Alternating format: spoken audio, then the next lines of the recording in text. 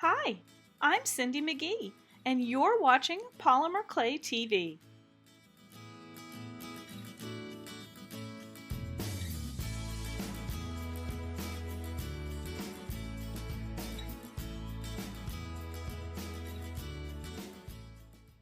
Today I'm creating a gorgeous vintage glam veneer, which was inspired by this fabulous dress from the 1920s.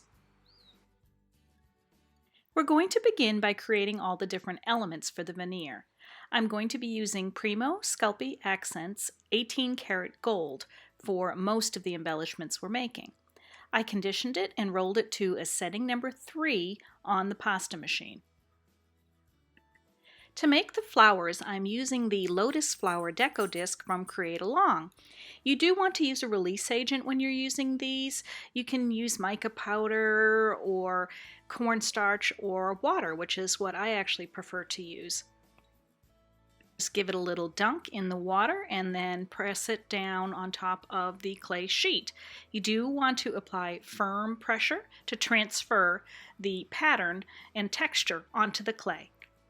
I made several of these flowers.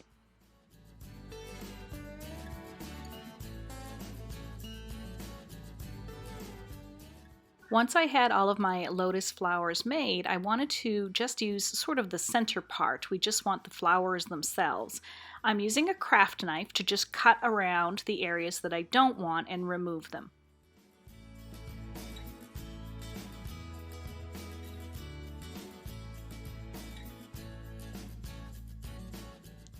To highlight the detail from the lotus stamp, I'm using the Miracle Metals powder. This is the gold from Create Along.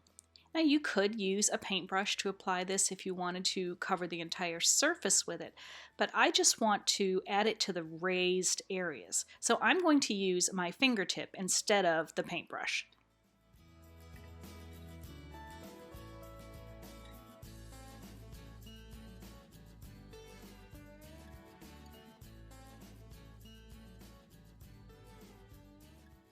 For the next part of the veneer, I'm using Sculpey 3 in Sky Blue, which I've conditioned and rolled to a number 6 on the clay machine. I'm going to be using the furled texture sheet from Create Along and some paint to stamp an image on that blue clay that we've rolled. I'm using gold metallic luster from Deco Art, and you just want a little bit of paint. I'm putting it onto the sponge and just lightly applying it to the surface of that texture stamp.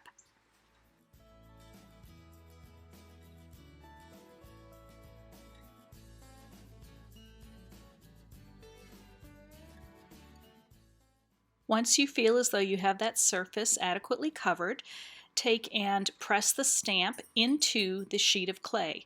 I'm not trying to transfer the texture so much as I am the stamped image.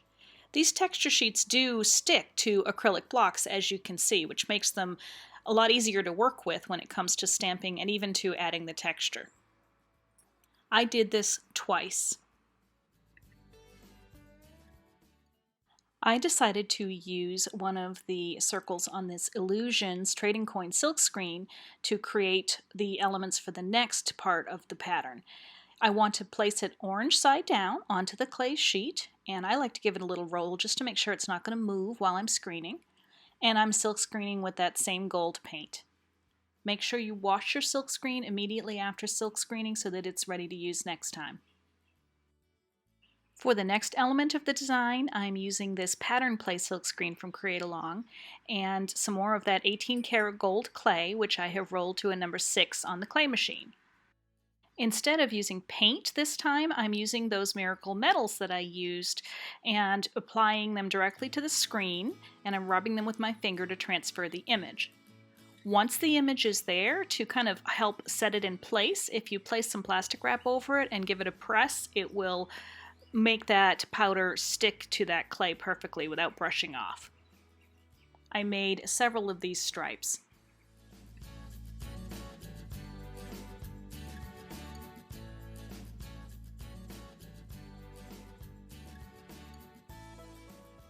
Then I just used my clay blade to cut around them and make strips of the patterns.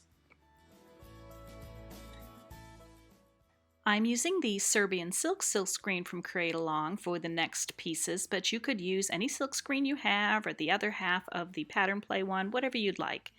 And I'm going to again use the Miracle Metal powder. I'm only screening sections of the pattern because I'm going to be cutting them out afterwards.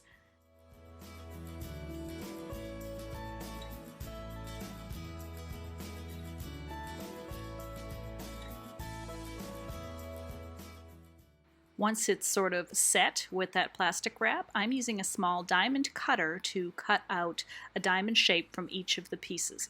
I did make several of these so I would have enough to embellish the stripes I'm going to be using them for. If you don't have a diamond cutter like this, you certainly can just use your clay blade and cut diamond shapes.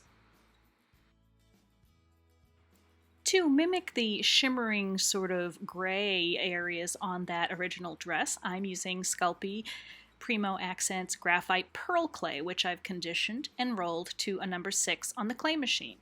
I'm going to use the same furled texture sheet and impress the texture onto the clay sheet.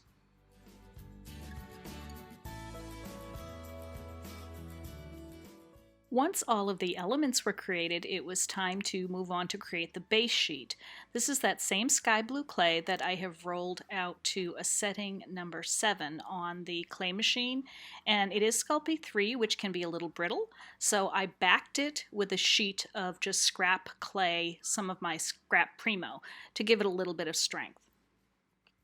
Next, I added 3 of the flowers to one side of the 2 different paint stamped sheets of clay and cut strips. I just cut the opposite side to make a strip with the flowers on it.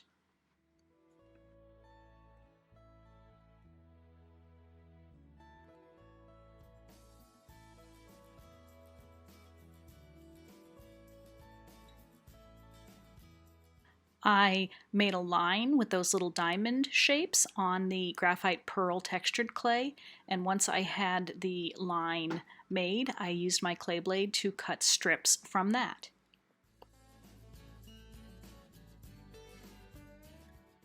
To mimic the sort of diamond striped shapes that are in that original dress, I used my clay blade to cut sections from that trading coin silk screen that we screened onto that blue clay.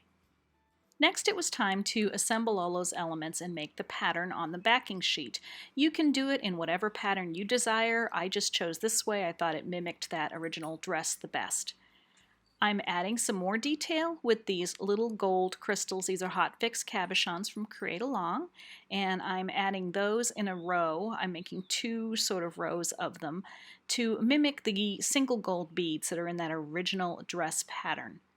And I'm using the gold metallic hot fix cabochons as centers for each of the flowers.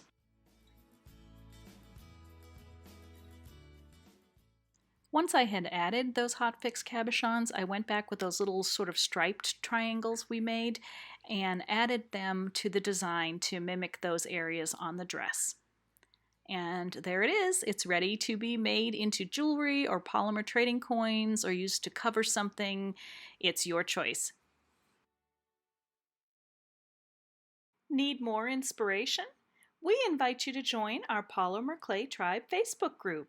Over 16,000 members sharing inspiring projects every day. For lots more creative polymer clay ideas, visit the Polymer Clay TV blog.